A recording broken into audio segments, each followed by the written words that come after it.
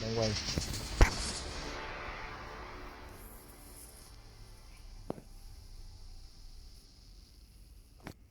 Này mạnh nè, đang quay.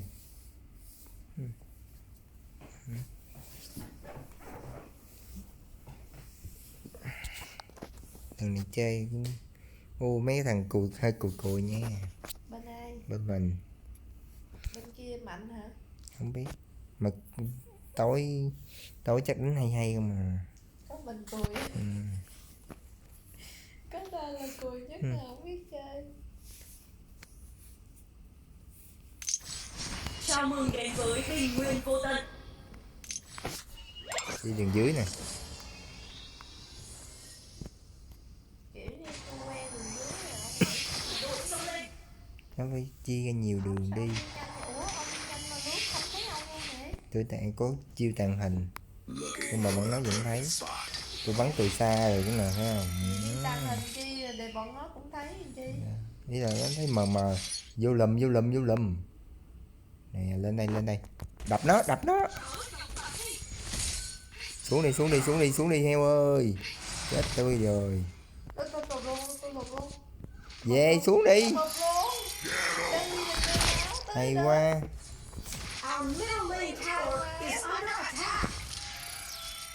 100 shots, 100 hits. Mày hả? Tôi bắn chết một con à. Bắn từ xa chết luôn á.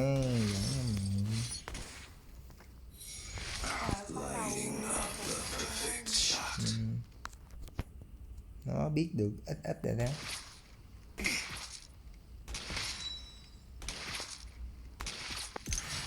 Our middle lane tower is under attack. Mẹ nó đi chạy nó không Mình mà cứ chạy về được. Vô nha, để tôi bắn nó. Vô. nó có cái vòng tròn vậy. Giờ mở về.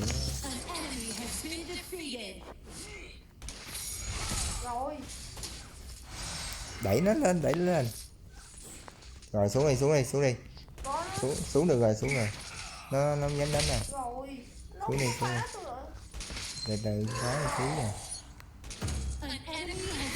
Vậy? Bắn lộn nốt hoài à. Dragon and Slayer have appeared. 100 shots, Lên. 100 hits. Your scalp is mine. Xuống. Đông quá phải xuống thôi. Ôi nó bắn tôi chắc. Our middle lane tower is under attack. Tôi đi tàn hình xíu à. Hồi xin nói nha. 100 shots, 100 hits. Hết cha tôi rồi, bị mút rồi. Con này thấy mệt á, phải chạy lại gần nó. Nó bởi chơi con xa dễ hơn. Chơi con gần chưa kịp tới nên bọn nó bắn chết rồi. Bởi nó chơi con xa dễ hơn rồi.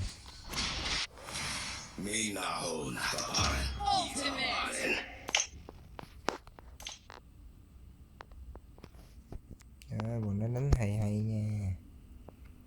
Ăn lính đi. Our Dragon lane tower is under attack. Steady hand and gentle on the trigger.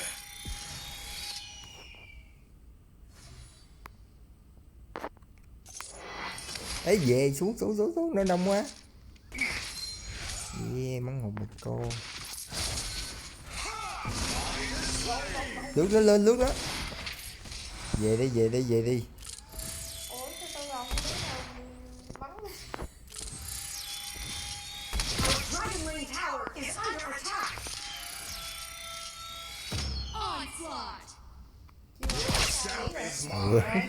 Mẹ nó không. Bắn đau lắm đó, nhưng mà bắn phải canh độ chính xác cao. Ủa cái đó phải canh hả chứ không Trời phải ơi, tự canh muốn hả? chết luôn á. Kiểu này là kiểu nâng cao rồi ha. Nhưng mà đó phải canh hả? Như bắn kìa, nó trố và đặt nó núp lùm đây đó kìa. Has disappeared. Đập nó luôn. Thôi về đi chết bà giờ. Đó, tôi phải canh xa lắm. Máu em nó phớ rồi. Mới ăn rồi. Kìa đó. Hụt rồi con. Vì nó chơi bắn không rồi tôi chơi sao? Từ từ.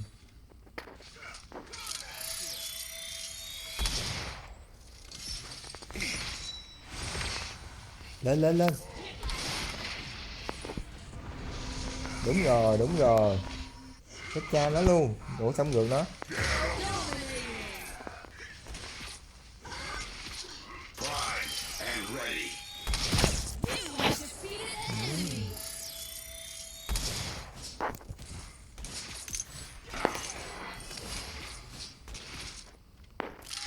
Steady hand and gentle on the Về trigger. về. Về. Ủi đi. Về đi, về đi, về đi. Được về. Your team has destroyed a tower. Legendary.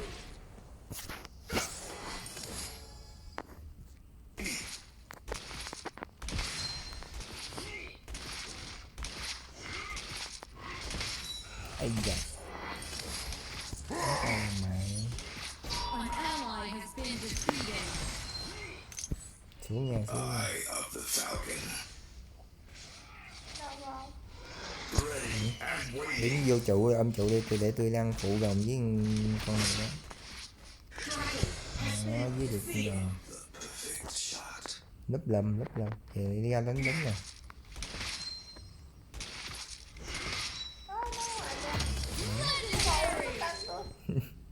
Chiêu đó đâu có thấm xin nhê như đâu. Mày trốn. Về. Thì nó bắn chiêu xa mà. Vì sao? 100 shots. Ây da. 100 hits. Nó bắn cái cây dài lắm. Nó bởi đâu phải là đứng trong trụ là sống đâu. Phải né nữa. Kìa kìa nó kìa. Lên nó luôn. Nó khóa. Legendary. Đúng rồi, chơi chiêu đó.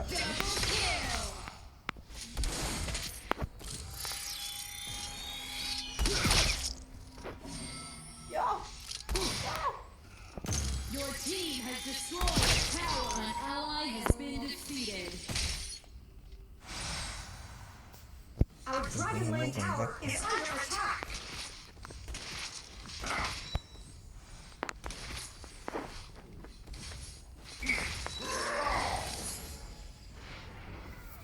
Prime and An ready. enemy has been defeated. Double kill.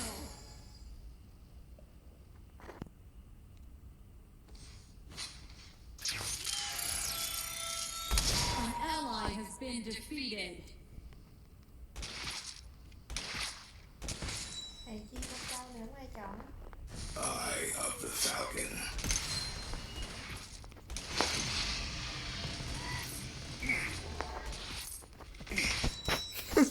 Nó đánh với tôi xong rồi nó chạy.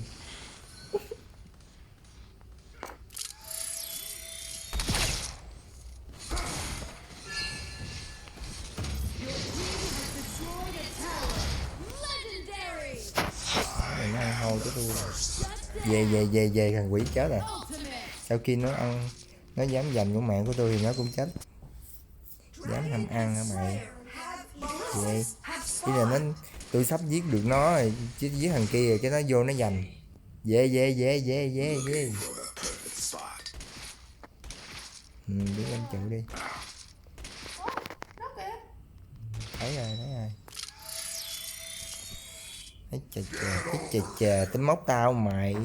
Về kìa heo. Ui nó mạnh vậy. Nhào nó luôn, đúng rồi, chơi chiêu. Có nhiêu chiêu chơi nó. Vô xuống.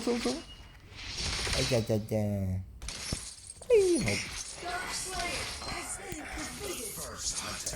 Đúng rồi, đó. Đúng rồi. Đập nó luôn, sợ gì? Đập nó. Về luôn đi, không tới à. You have been defeated. Nãy có chiêu rồi chơi. Hết chiêu rồi. Hết chiêu thì chạy lại gần nó luôn. Biết chiêu sao không? Chạy lại gần nó luôn, đang chuẩn bị có chiêu là đánh liền.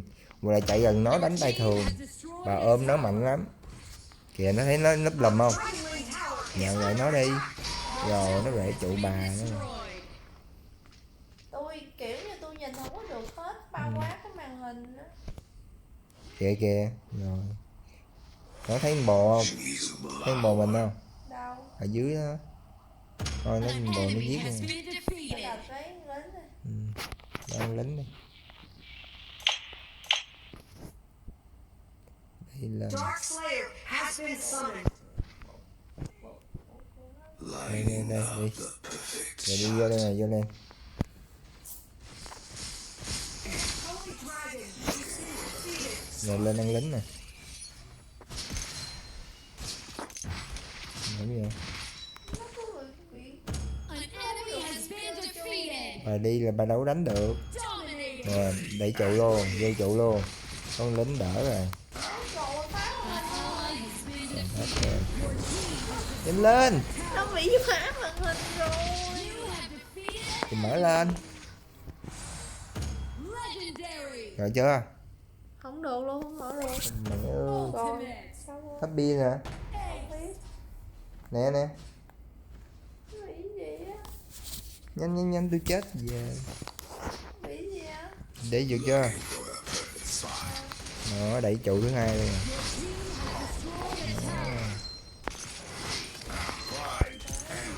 Đập nó luôn, đập nó luôn. Đúng rồi, đập nó đi. Về xuống xuống xuống, trụ bự quá.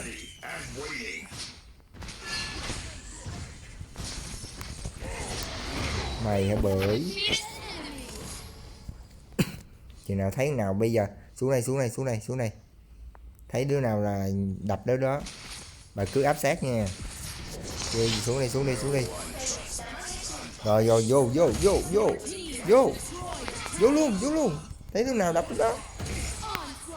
Trời trời trời trời trời trời. and ready.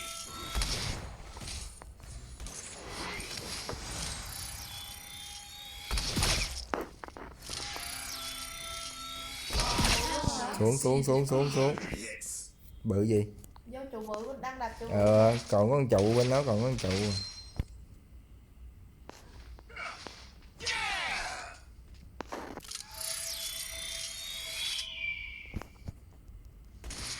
Lining up the perfect shot.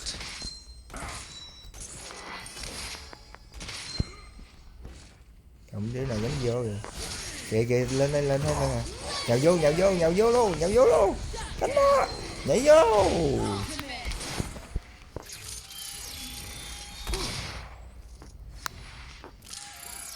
Con gầu dữ lắm rồi, không có đứa nào đây vậy? An ally has Bồ chết hết rồi.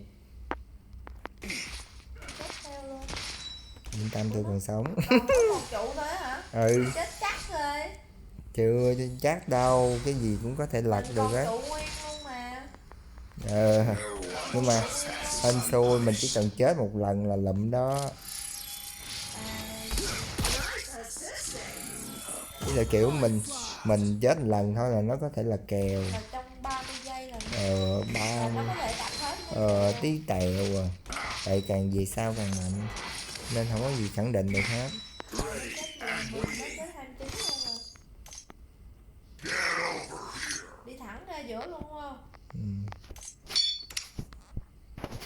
No one trespasses. shut down. Well, Đây để giữa nè. Rồi quẹo phải. Ủa sao đi xuống dưới rồi? Đây ăn phụ con quỷ này. Không tầm này. Đó, đi. Xong rồi nó chết rồi. primed and Sao ready. đi đánh mấy đó gì vậy? Cho mạnh. Nè nó nè.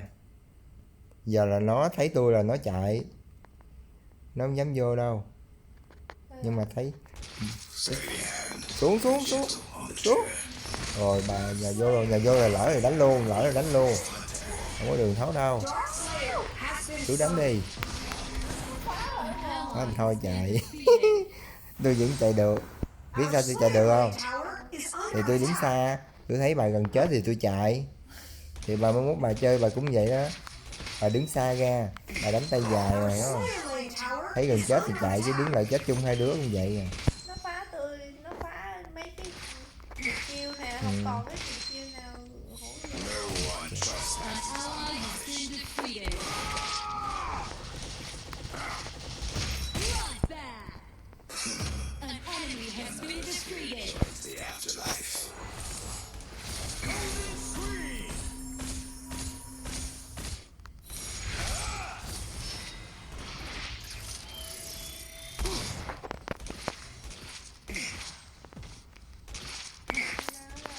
Tôi đang ở trụ giữa.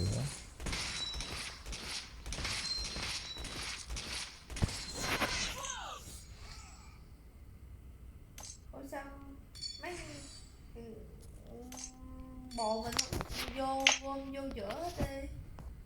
Không biết. Nó đang vô giữa. Kiểu bọn này đang nhây hiểu không? Đang nhây với nó. Ây chà.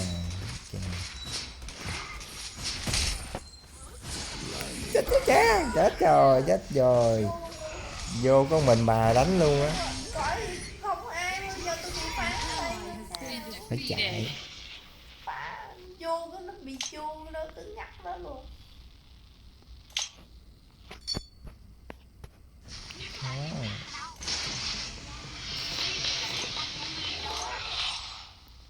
Món tôi chơi chiêu trẻ à.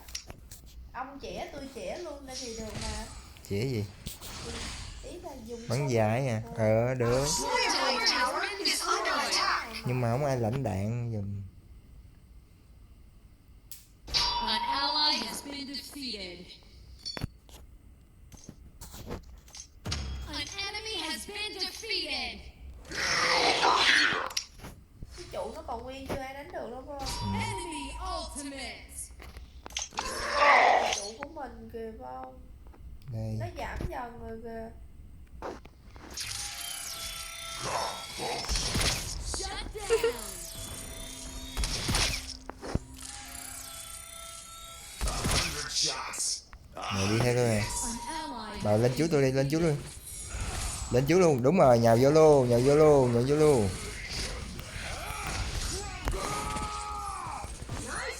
Đúng rồi. Thấy chưa, thấy dọn nghe không? Nhào vô, đánh nó. Nó 1 cân 5 luôn. 2 cân 5. Thấy không? Hai bài cứ nhào vô, tôi phía sau tôi sẽ bắn. Chừng nào thấy không kịp thì tôi chạy. Đó, lên luôn. Ủa sao phối mình tướng bự vậy? Từ càng ngày càng mạnh. Nè thấy con lính đứa chưa? Nhào vô đánh nó luôn. Nhào vô. Tôi luôn hả? Bà nó tôi chết luôn rồi. Ủa sao? Cứ nhào vô đánh nó luôn đi chứ sao giờ. Căng.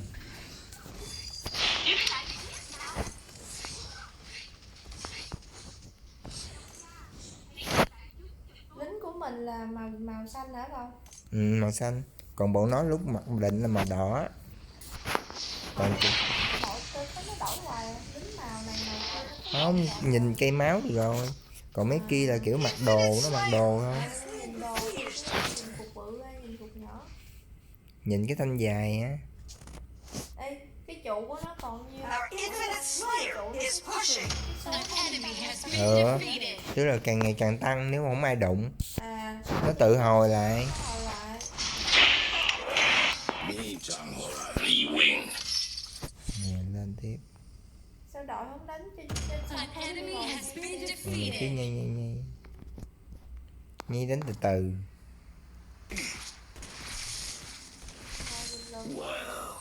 Dễ gì. Ủa, ông đâu không? Đây. Kìa lên luôn. Lên. Lên đập nó đi. Tôi đang yểm trợ phía sau. No one trespasses unpunished. Lên đánh nó luôn. Đâu rồi? Ultimate. Vô luôn hả?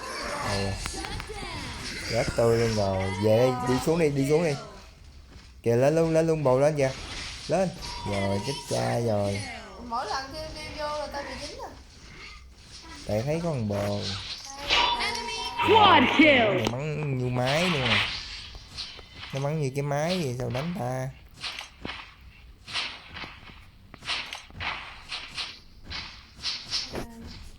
Con nè. Cái con nãy bà đánh á. Trời ơi, nó còn có 200 mà cái này quất cái trụ tít một nữa là xong luôn nè. Nhưng mà đang đánh đường giữa lại mình kìa. Nó đang hồi rồi. Our middle lane tower is under attack. Your tower has been Thấy không? Nó bắn mấy phát là nó được cái trụ rồi đó, nó coi kìa, thấy không? Nó lật kèo mấy hồi. Hèn chi. Kìa có Nè có lính nha. Base tower is under attack.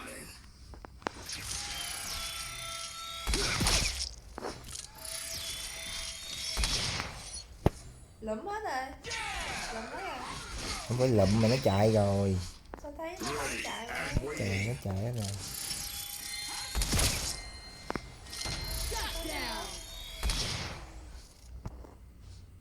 Đâu rồi, đi lên nè, lên nè.